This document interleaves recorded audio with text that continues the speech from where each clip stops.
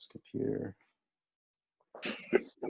All right, so we got this thing going. I think I'm recording now. I'm not a pro at this, so bear with me. Yeah, here we go. Anyway, we're here with my good friend, Robert Morrow. He's not only an acclaimed author, but a realtor out in the Brantford area. And yeah, so, I mean, tell us a little bit about how you became an author. I mean, was that something you've been doing like all your life or since high school, or something you took up and later on, or how did that come about? That's kind of curious because I never heard of the story. Oh, okay. Yeah, well, I always wanted to be a writer all my life. I mean, I can remember putting pieces of paper between Christmas cards when I was like 10 years old and writing stories for my mom. Right. So it was always something I wanted to do. And, you know, to condense 40 years of a career, I basically worked for a lot of other people as a writer, corporate writing for Tim Hortons started. And then I started my own company and we worked for some of Canada's top industry leaders. I was always the writer and I had other people around me to do other things. So I kept on doing that up until my father passed away in 2012, and that motivated me to write my first book. So that was the first time I'd actually written for me instead of somebody else. And it was a real estate book. Right. And it did really well right away. And, you know, here we are 5 years later, I've written 13 books. Yeah, no, cool. Yeah, no, I remember that book for sure. I remember seeing that. But yeah, it's kind of neat. And of course, you're out there as a realtor out, I guess, mainly in the Bradford area, if I'm not mistaken. I mean, I know you do Hamilton because you helped me with two of my own purchases out there.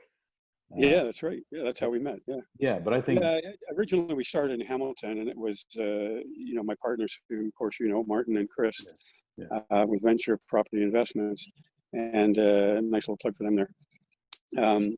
We sort of started taking bungalows in Hamilton and turning them into duplexes, and you know, nobody else had really been doing it up until that point, except maybe you. And, you know, we were learning as we were going along, making mistakes and using Martin's properties as guinea pigs. And eventually, make a long story short, we got a system, a model, whereby we are buying these homes, turning them into duplex, doing it very quickly. We provide all the services to the client. So, you know, renovators such as yourself, you know, I go out and buy the properties with the client, and then we get quotes coming in, and I sort of hold their hands while they go through the whole process.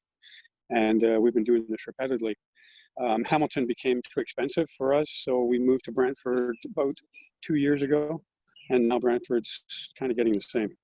Yeah, it's getting up there as well. But no, a great model. I mean, there's a lot of people doing it now, and it's still a hot market in that area. I mean, right now in Hamilton, it's tough to buy something.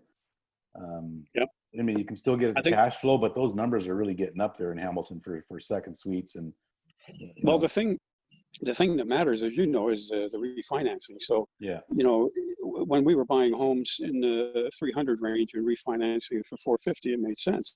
When we started paying 450 for the houses, and the banks weren't reappraising them a whole lot higher, then it didn't make sense. So now they're starting to appraise those homes a little higher, so we can go back to Hamilton and look at it again. Right. But you know, the price of admission is a little bit higher now because we're paying maybe 480, 500,000 for a house. Yeah, well, for sure. At Yeah, least, you know, on the market homes. Yeah, no, it's tough, and it's obviously all about the numbers. But yeah, I mean, I've seen turnkey. I think the most expensive turnkey second suite I seen that actually sold a while back was like for 670,000. 670. Wow. Yeah, which was a crazy number. I don't know what happened to that one, but I mean, typically you're seeing them, and I mean, if they're turnkey, nice units, they're in those low 600s for sure. Yeah. Because I sold a couple myself in the low 600s, and we sold one that closed just a couple of weeks ago that wasn't totally renovated. The upstairs wasn't anyway, and over 600. So the numbers are getting up there. I mean, rents are also getting up there, so that's helping with the cash flow. So I think combined with higher rents and combined with a higher appraisal value, the numbers still can somehow make sense, and they do. Yeah. The question is on the refinance. I mean, where some investors may want their money out real quick. I think because of what's going on right now, they may have to wait a little bit longer.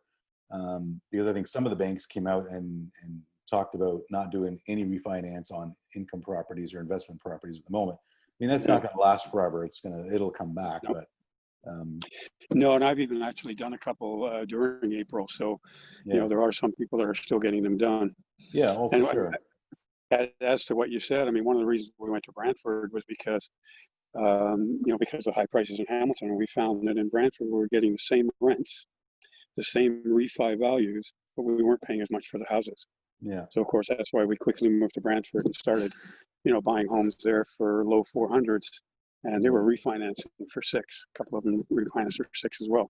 So they're actually on par with Hamilton, that we weren't paying the same for them. Yeah, I know the sweet spot when I was looking for those properties was just under that 400 mark, just to try to get as much back as possible on the refinance. And I know going a few years back, I mean, refinance numbers were so good where you could actually put cash in your pocket after you're doing a property. Man, that wasn't unheard of. It was happening. And I know some people talk about that can still happen today. I think it's a lot more difficult to do that today, to get all your money back with the price in a house. And it's not an easy task to accomplish, right? But I mean, if you can get a big portion of that money back, I mean, let's say your renovation money, maybe a little bit of your down payment money, I mean, you're doing pretty well. I mean, the numbers still work, and the return on the investment is still huge. You're still not going to get that by putting your money somewhere else. I know typically most of the deals I put together are still, even on a joint venture deal, they're still in that 30% range for a joint venture partner. So the numbers still actually work. So there's a lot of that going on. And I mean, that hasn't stopped. I mean, it's a good motto. It's a good investment. Some people really, really love second suites. Some people are really in multi-family properties. I mean, they both work. Depends on what your goals and what you're trying to achieve. Now, I know out here property's been a little bit crazy even since COVID-19. It's been insanity. Like, I don't know what the market is like in Brantford because I'm not out there, obviously. And that's one of the reasons we wanted to chat today too, is to see like what's going on right now in Brantford with COVID-19. Like, what have you seen? Well, in the last 2 weeks, things have opened up again.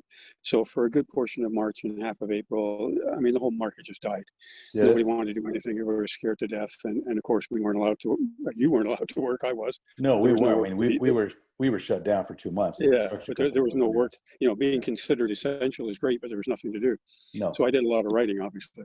But now I'm finding that our biggest problem is inventory. There's just, people are still scared to sell. And when they do sell, the bidding wars are unbelievable. There are so many buyers out there, investors wanting to get in. I was in one, give you an example, 3 days ago in Hamilton. We went in, we saw the house, so everybody's out there still shopping. It was not a great house in downtown Hamilton, but it was okay, a good investment. There were 14 offers and it went $60,000 over. Yeah, crazy. Makes no sense whatsoever, but their buyers are so desperate. They just want to get out there and buy things. And, my advice has been during this whole thing is, wait. And not waiting because we think the prices are going to go down, because I firmly don't think they will. It's more, we need to wait for the right properties to come up, and they're not there yet. Right.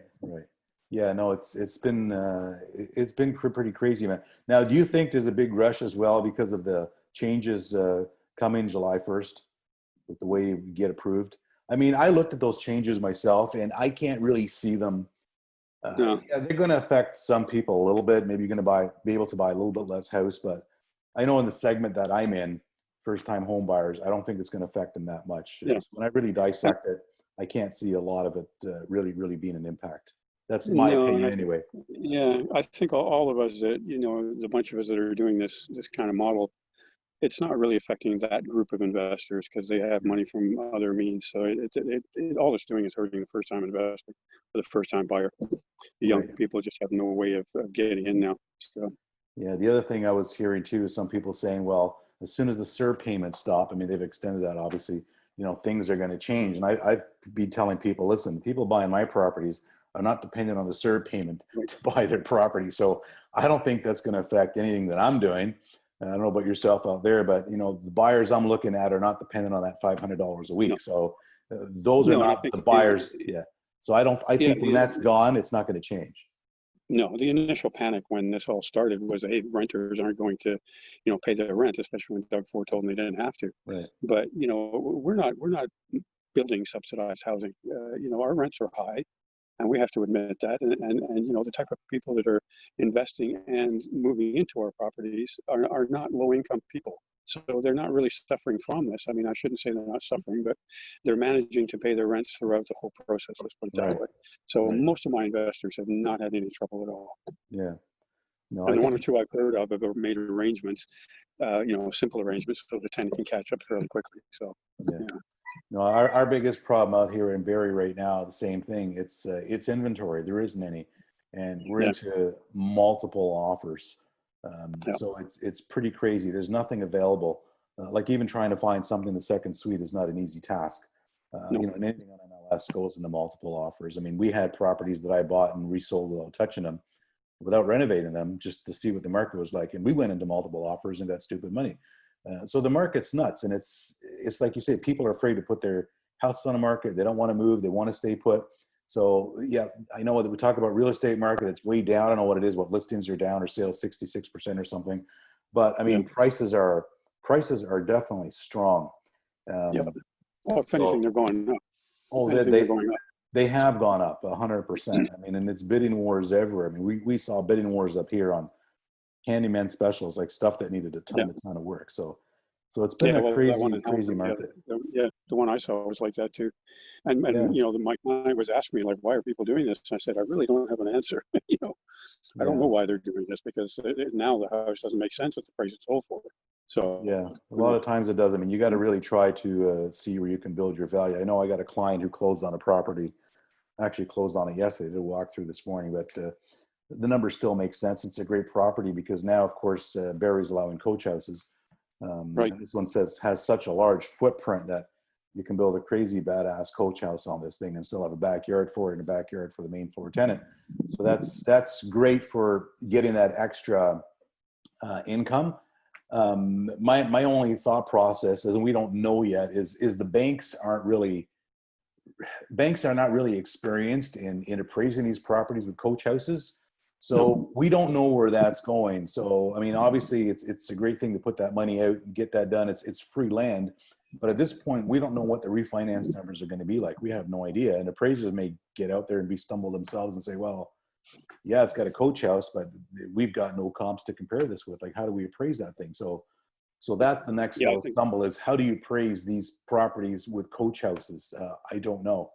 And that's well, going to be the interesting to investors see. I have that are looking into that third unit Yeah. um, are mostly, they've already reappraised the house as a duplex. So Right. they got their money back. So what they're Yeah. doing is putting in the tiny home or whatever in the back and just increasing their cash flow at this point. They're not Right. trying to reappraise right away. Right. They'll wait until the government catches up with us or the appraisers catch up with us, and then it'll make sense.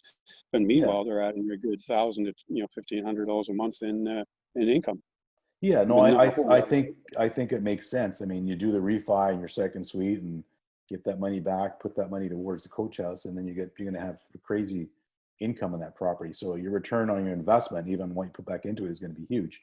So, I mean, if you got time to wait and you get the patience, I mean, eventually they will be, appraised at proper values. We just don't know if you need the money yeah, back from, what I'm trying to say is if you're going into a coach house project, depending on getting most of that money back out, I wouldn't no, bet on it right now because no, we don't know where that's going, right? That may happen down the road. But from what you're saying, I mean, if you get your money back on a second suite, use that for the coach house and you're increasing your return on your investment and you've got time to wait. I mean, I think the yeah, numbers are going to make sense. Just don't expect that money back yeah. right away. Well, the We don't know interesting where it's thing, going to go. yeah, the interesting thing that happened in Brantford is, when a lot of Toronto investors started coming down, they were just going gaga over how much land there is, in some of these properties. And Right. of course, you and I are looking at it saying, well, the land's not important. We're just duplexing the house. It doesn't matter. It doesn't matter. And in Hamilton, some of the properties, the backyards were small, but in Brantford, most of the properties are huge. So, doing that third suite is easy. So now, all those people that I said, hey, it doesn't matter, are now saying, oh, yeah, no, it does matter now because somewhere down the line, we're going to be able to do this. And Brantford was one of the first cities to approve, Right. well, to allow that to happen, even though it was in Ontario law now. They're the first ones to come up with any kind of a plan that allows them to do it. And one of Right. our mutual friends, Ken Beckenham's already got plans together on doing his third suite in Brantford in a backyard, and things are going well.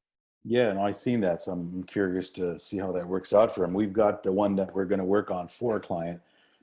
Same thing. I just don't know if he's going to want to proceed with it. We're trying to find out. I mean, I think it makes sense to do it. I mean, you've got that free land if you've got the budget, obviously. I mean, if you can afford to put that money out and get that back in rents and wait for that reappraisal value down the road. But I'm kind of anxious to start my first one as well because I haven't done a coach house. So I want to get that experience, getting that first one done and seeing how it works out. But I mean, I think we're going to be headed that way for sure. So I think it's going to be. It's what the province wants. So of course we're going to get there. Yeah, we'll get there slowly. They want to improve the density, so of course that's what's going to happen. Yeah, well, there's no choice, right? I mean, there's only so many things you can improve the density with, right? And it's just by adding up or building up or whatever. I mean, I mean, we don't know what's going to go on with COVID-19 and immigration into Canada. Are they going to stop it for a while? I mean, if that's going to have an effect, we still don't know where that's going to go, right? I mean, if it does, I think it's going to be short term anyway. I don't know if you noticed, another one of our mutual friends, Andy Tran, did a blog a while ago talking about some of the things that he thinks the government might put in place because of COVID. New rules and regulations and things for renovators to consider, such as separate furnaces, completely separate, ventilation systems, things that we haven't really been doing now. So if the government decides to do that, it's not going to get super expensive. So we really don't know what's going to happen until they come up with this. And, that could be years from now. Yeah, it could be. No, but definitely would become super expensive. We're doing one right now, actually, in Hamilton with a complete separate heating system as well, because the owner is going to occupy the main floor and they're going to rent the basement. And so we're going to do all the double drywall down there, and we're going to do 2 complete heating systems because we know most of that sound travel, you can do whatever you want with double drywall and sound glue and everything else. I don't care. But that heating system is where a lot of the noise gets transferred from. So that eliminate a big portion of the noise. So it makes a lot of sense. It's interesting. Yeah, it's a good move. It adds cost to the renovation. It adds cost for sure. But from an owner who's going to occupy it, I mean, it does make sense. But it does definitely add, a considerable amount of cost to do that. And it's going to be a furnace, forced air heating on both ends. I mean, we did one a while back where they did electric heating on the one floor to keep the cost down. But going the furnace way wasn't that much more anyway. So I think it makes a lot more sense to do that with, separate furnaces, separate AC units. So it does add cost. But I think when it comes to that sound issue, it really is going to take care of a lot of that. I mean, we know with these typical renovations, no matter what you do, you're still going to have some type of sound travel. Now, when you do the vertical splits, you have less sound travel. I mean, it's almost like a townhouse type scenario. But with the regular bungalows, there's always going to be some, because I know some clients have expected, well, once you put the rock salt and the drywall up there, there's going to be, soundproof, and that's not the case. No, it just dampens it. It just dampens it. That's all it does. Like a ton of that. And you know what? Even by separating heating systems, let's face it, you're still going to have a little bit of noise, but it's going to be minimal, right? Yeah. So if you're separating the heating system and you've got your double drywall and your sound glue and maybe double up on the rock salt, I think you're going to be in really, really good shape. And for owner occupied makes sense for sure. Yeah. See, from my perspective, somehow that has to marry into the cost of doing this. Because when renovations start getting more than $150,000, suddenly you can't do it. And the only people that can do it are people like yourself, or renovators themselves, contractors themselves. Yeah. So for the average Joe trying to do it, they're pricing themselves out of the market with that. And unfortunately, some of them do cut costs and don't do, some of the things you're talking about. And then, of course, they have problems with tenants because we all know that noise is the biggest complaint ever. Yeah. Oh, for sure. Noise is one of them. And I think heating is the other, where the basement tenant is complaining it's too cold and the main floor tenant is complaining it's too hot. And there's only so much you can do when you got a single heating system, right? I mean, what do? You keep all your vents closed downstairs and keep your upstairs at electric heaters. Yeah, exactly. But there's always issues. You just got to do whatever you can to minimize those issues, right? But sometimes cost is a factor, and the numbers definitely got to work. So there's always cost in doing something correctly, and we know there's, I've run into projects where sometimes cost comes in too much of a factor, and then they end up going to the wrong contractor and end up with issues. Contractors walking off the job or getting fired or whatnot. And we took 2 or 3 of those over last year alone. So I always tell people, get 3 quotes for sure. I mean, don't just go with one, but do your due diligence. I mean, these guys aren't on Facebook, and if you don't have a reputable website, and if nobody knows them, why are you going to try using them? Like, why do you want to be the guinea pig? Just, go with someone that somebody knows. Go with someone who's visible out there that you can find. It makes And a again, lot of that's, sense. that's what we've done over the years is my team. When the investor comes down, they're relying on me to, recommend certain renovators, assuming that I've already vetted them or they've done projects for me. Yeah, So of course. we're trying to eliminate some of that by, sending guys like yourself out to do it, people that we know and trust and have worked with before. Yeah, no, for sure. I think it's a big factor to our success, I think. Well, it is, because even though you're not the renovator, if something falls apart and you recommend it to someone, it always comes back to you, right? Like, Bob, why'd you recommend these guys to me, right? So you got to have a certain comfort level with 2 or 3 guys and say, listen, these are the renovators we've used on the past, so let them quote your job and and take it from there. But definitely always get more than one quote. There's no doubt there, and do proper vetting. That's the problem. Everyone's focused on price. It's not about price. I keep telling a lot of people, you can't do it great, you can't do it cheap, and you can't do it fast, right? Those 3 things don't go together. Like, you're going to pay for it one way or another, right? So hopefully you pick the right contractor and you get it done right from the first time. And we try to stick only to a couple of areas that we can service properly. Like, for instance, we'll do Hamilton and we're doing Simcoe County, but that's it. I get calls from all over the place, from Vaughan to Mississauga to Oakville, and I'm just not going to service those areas because I know I'm going to have a more difficult time with my team trying to service them. So if I can't service a customer properly, I'd rather not have the job. So I try to stick to the areas that we can service efficiently, keep customers happy, and have them come back. And we're there looking after our customers even after the renovation, right? So they call us for something, we're always around, and I always have a team in that area if there's an issue. So it makes it easier for us to fix, an issue or anything that comes up with those clients. So that's well, important. that's the secret. That's the secret to the system, and that's what we're all doing. When people say, you're a real estate agent, I'm not. I'm an investor liaison, because I spend more time with the people after we've bought the house than before, for just 100%. that very reason. You want to hold their hands, make sure everything goes right, 100%. and hopefully we'll do it again. Yeah, and that's the whole thing about having a team in this business. If you don't have a proper team, this is a tough business to do on your own. If you don't have a good realtor and a good lawyer and a good accountant and a good contractor, it's very tough to do this business, right? And there's good and bad in every single segment. So you really got to build your team to be successful. And you have to do it ahead of time. I had a guy the other day ask me, can we go into Cambridge and look at Cambridge? And I said, well, yeah, we can look at the properties, but I don't have a team out there yet. We're set in Hamilton, we're set in Brantford, but Cambridge is still an unknown. Some of my guys may go there, some of them may not. I don't have a property manager there yet. So what I want to do is what I did in Brantford is, well before we had our first property tour, is I had all those people in place ready to go. And that's what we want to do in all the cities that we're moving to now, because Brantford gets too expensive. We are going to have to look at other places. Right now, I'm looking at Niagara Falls, looking at Cambridge a little bit, but Niagara Falls is an ideal place right now. But people don't want to go that far from Toronto. So we're trying to put a set of team in place so that I've got contractors there. If the Toronto guys won't go down there, then we'll have contractors there. And they're going to have to prove themselves to me long before they get the name of one of my investors.